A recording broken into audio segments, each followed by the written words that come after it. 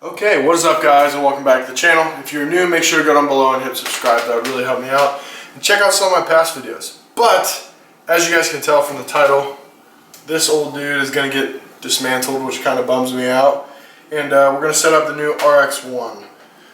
Grab the bow real quick. But here's the bow. It came with this stabilizer. But I think we're going to go ahead and use this bar. I don't know if we're going to use the disconnect because it's already in a lower position. But we will see. But and I'm not sure how I want to tie in this limb-driven rest yet, because I've heard of dudes tying it in like to the axle, but I don't know if I want to do that. So if I do it that way, if I do tie it into the axle, I don't know how long I'll keep it there, and I might end up swapping it out. And I do have my little kisser button already tied on here, my D-loop, and it came with a peep in, so it had a red D-loop, but I did swap out the D-loop, but that's going to be another video on how to tie your knock sets in D-loop. So we're going to go ahead and get into it. Okay, so first things first, we're just going to go ahead and take this bar off, which is easy because of the disconnect. But that stabilizer actually kind of, I think we might make like a Frankenstein type of stabilizer and put both of those together. Then we're going to take this side off too. And another thing too that I just got them from Harbor Freight, are these little hooks. So that's going to be really nice for taking apart knots and putting knots together. So those are pretty cool. Either way, we'll get the Allen wrenches off and we'll rip this side off. Let's see, that's about the size. Man, I was right, first try, how about that?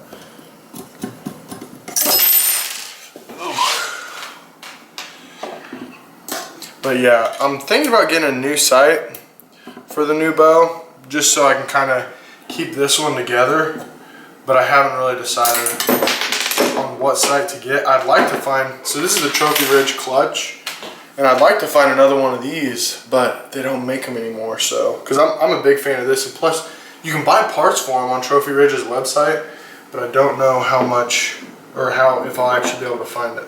So there's that. I'll keep these two bolts right here.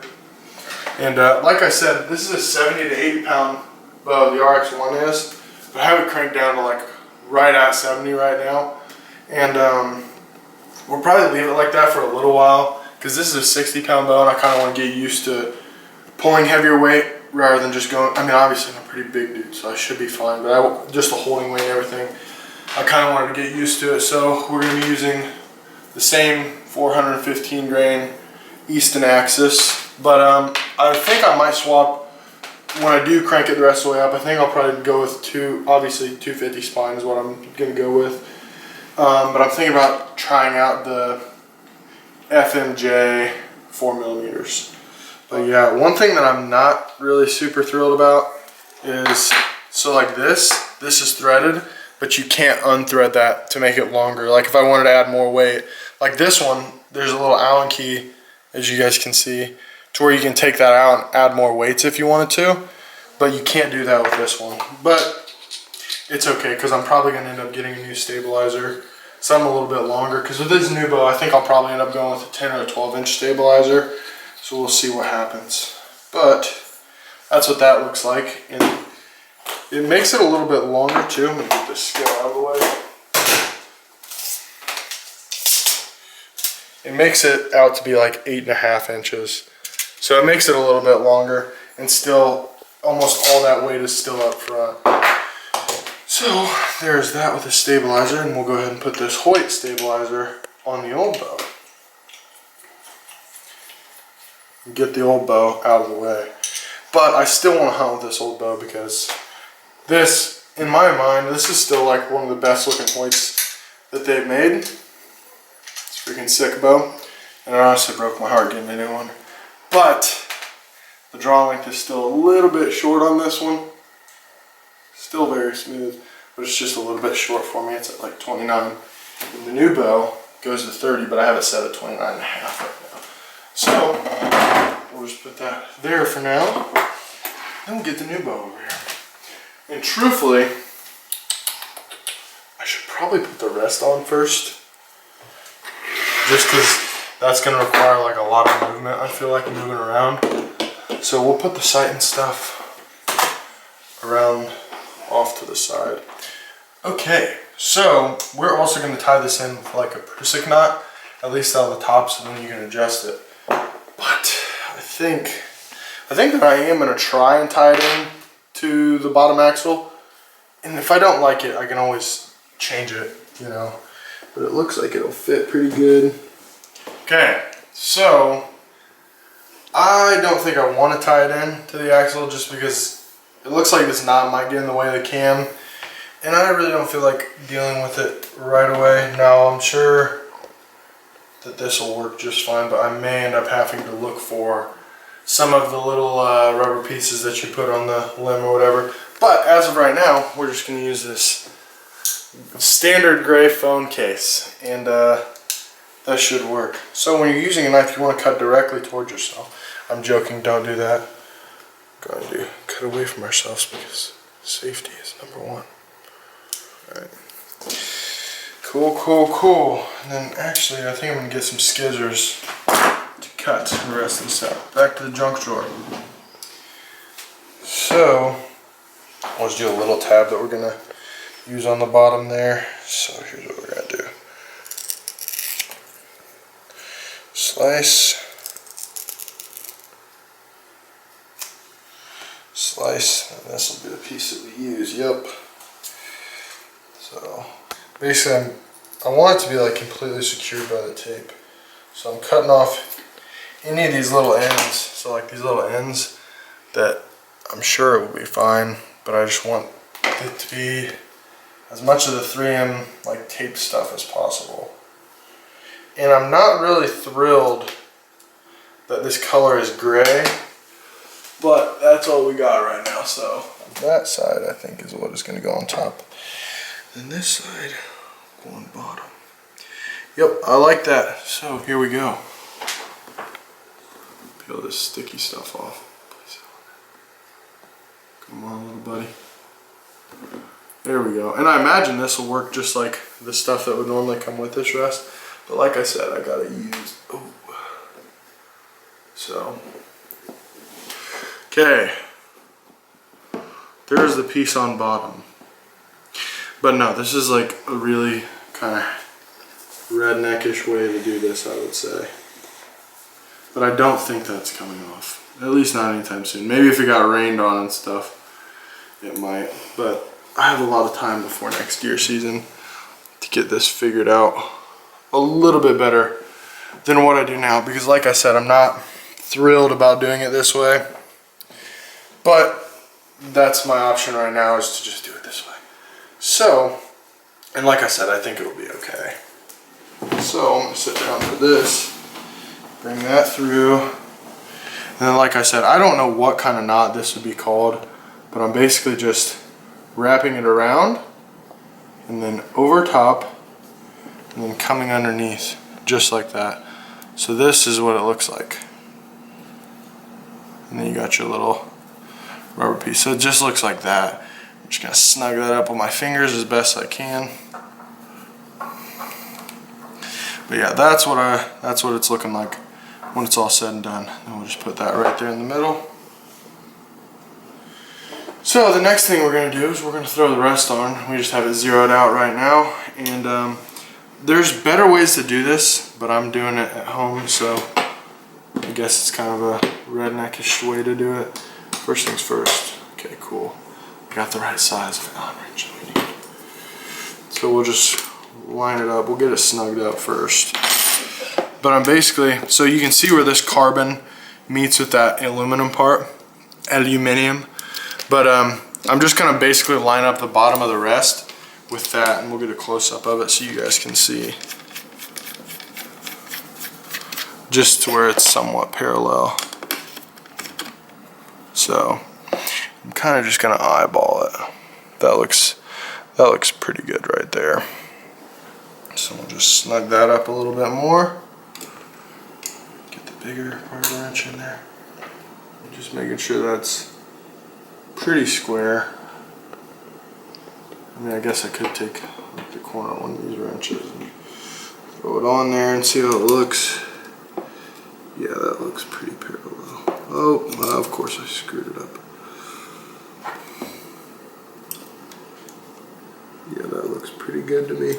And obviously I'm just eyeballing it, so it's like, it's not perfect. And I'm gonna snug that up, because then obviously we're gonna adjust the rest height and then center shot a little bit. But that's not the size I need. Actually, you know what? That is the size I need to adjust left and right and up and down.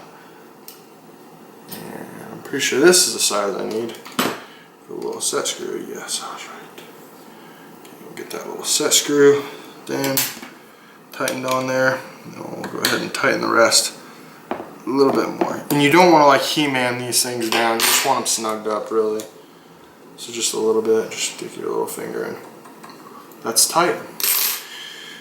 Okay, now we got the rest mounted, and man, that is so far off. So what we're going to do is we're going to take an arrow and thread it through there, and like I said, eyeball our left and right, because obviously that is, I mean, you guys can tell the fletches are almost going to be, the fletches are definitely going to be in contact with the riser, so we're definitely going to want to move it over quite a bit right, or to the left. So we'll loosen this bad boy up, and like I said, I'm just going to be eyeballing this too. That's pretty close though. That's pretty close to center shot. So, but you know, once we start paper tuning and stuff like that, yeah, and it's way down too. It needs to go up. But once we start paper tuning, we'll get more of an idea of where everything needs to go. But that looks pretty good. But we're going to go ahead and bump the rest up a touch too, just because we want it running just about perfect through the burger buttonhole. In all honesty, actually that looks pretty good. Maybe a little bit downhill, but I'll take it. I'm not. It could go up just a touch more. We'll just move it up a little bit more. We might end up having to change the D-loop pipe. I don't really want to because it's already in there. I don't know. That looks really good. Once I got my hand on it, actually that looks really level. That looks about perfect.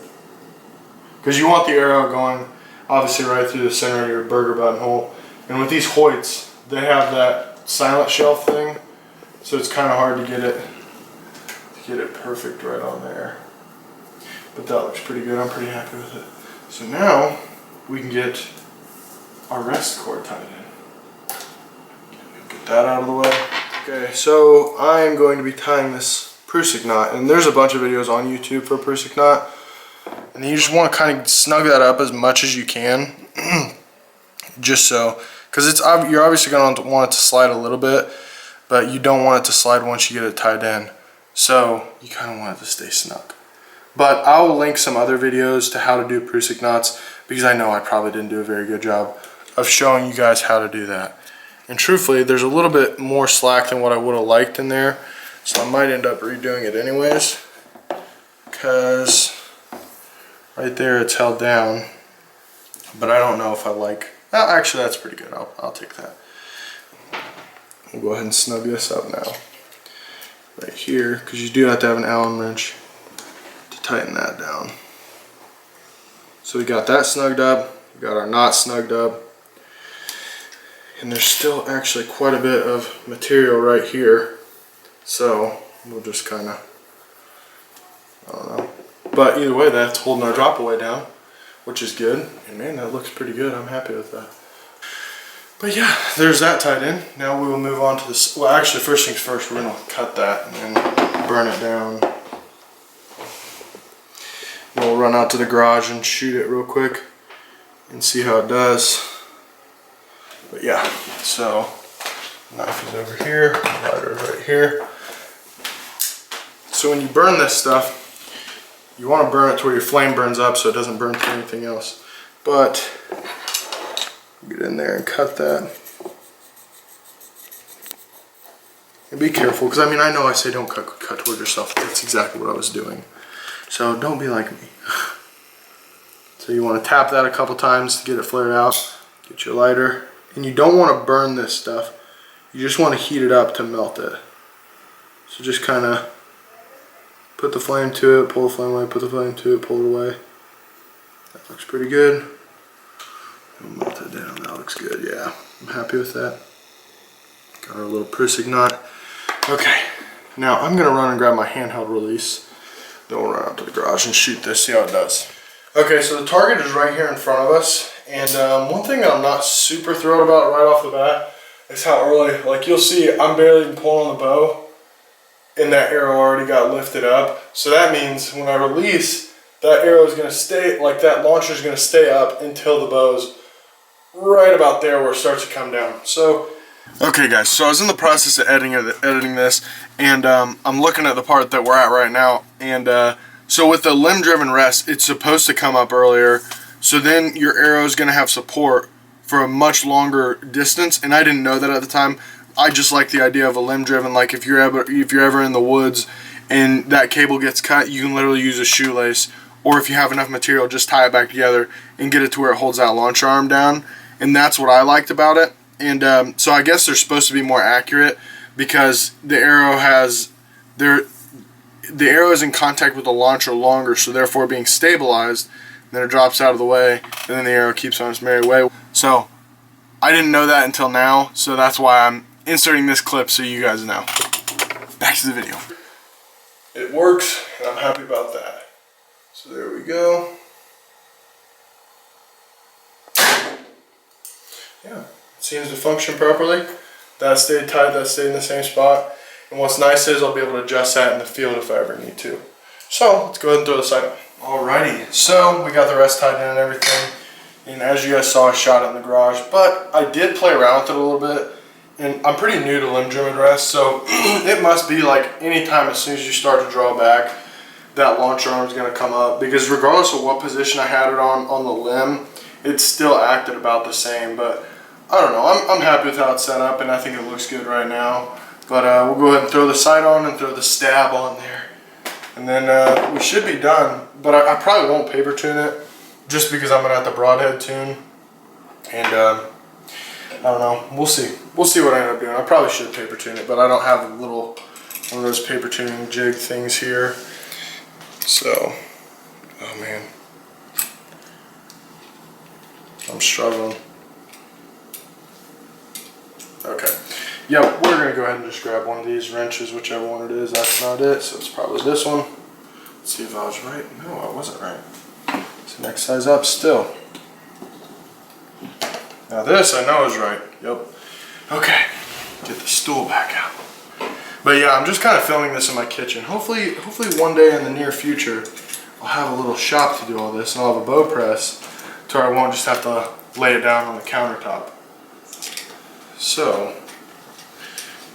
and like I've said with all this stuff, I mean, you want it to be tight, but you don't want to like He-Man it down and strip anything out, because I'm pretty sure if you strip this aluminum stuff out that's on the side of these carbon bows, I'm pretty sure the bow is trashed, or at least the riser. You might have to get a new riser from Hoyt, but I'm not exactly sure.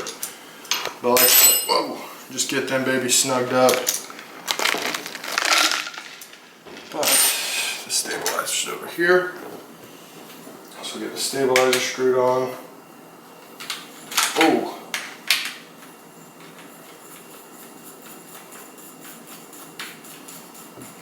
And man, this thing looks sick. Would you look at that? Isn't that a good looking bow? And now it's pretty much done. This is still going to be a long video, but since I didn't tie in the D-loop on film, on camera, or the little kisser button, or the peep was already tied in when I got it, and it just so happens to line up perfectly with everything else.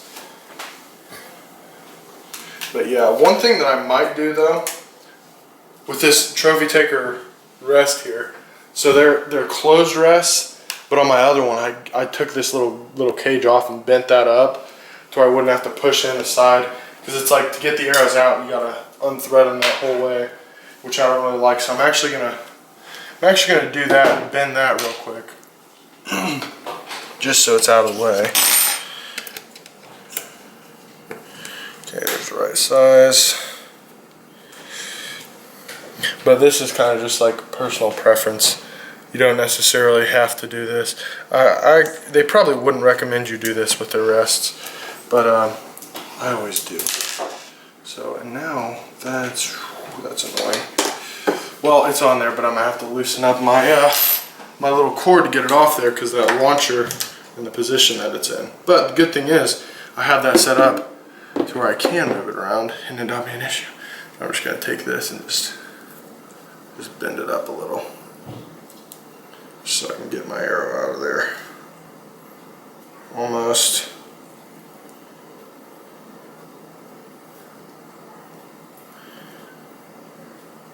I'd say about like that. Looks perfect.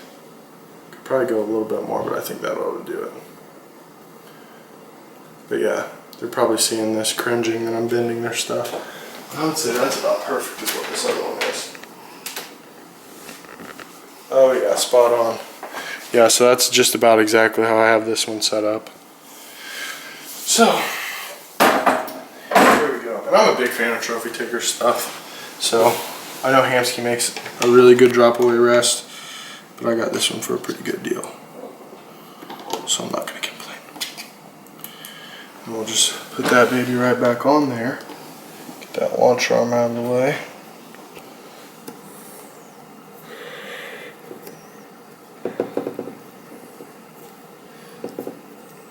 Okay. Get that baby snugged up. Yeah, I like how that looks a lot better. There we go. Then we'll take this, hold that launcher arm down. If I can get it. It's not going to work with me. Oh, this is always tough to do. Or at least I found it to be tough to do. Okay. Okay. Here we go. Got it. Got that nice and tight.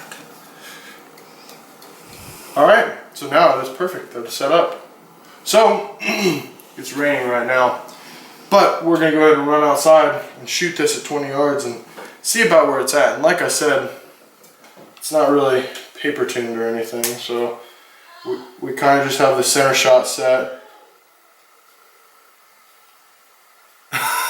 We kind of just have the center shot set and have it running through the middle of the burger button hole. So it should tune out perfectly. The good thing about most Hoyts, I don't know how, I think the Ventum has a flat riser, but with these they dip down, so it's like if that arrow is lined up with that dip and the rest launcher is lined up with that dip. From my experience, typically they're normally about spot on, but we'll run outside and shoot this a couple times and see where it's at. Okay, so we're out here at 20 yards and we're just gonna hope to God that we're on. I think we're pretty close though. We'll see.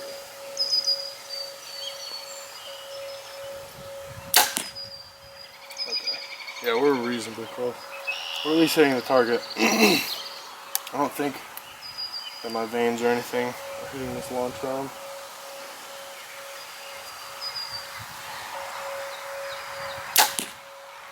Yeah, that's pretty close to the same spot. So yeah. Man, this is such a sick shooting bar. I like this bar a lot. And like I said, we're going to throw the quiver on there at some point. Probably not in this video, but we'll throw it on there at some point. Ooh, yeah.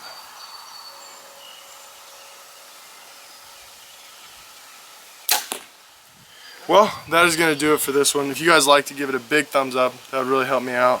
And check out some of my past videos if you haven't already. And stay tuned for some more cool shooting videos with the RX-1. Hopefully get some long range videos done here in the near future. But either way, I'll see you guys in the next one.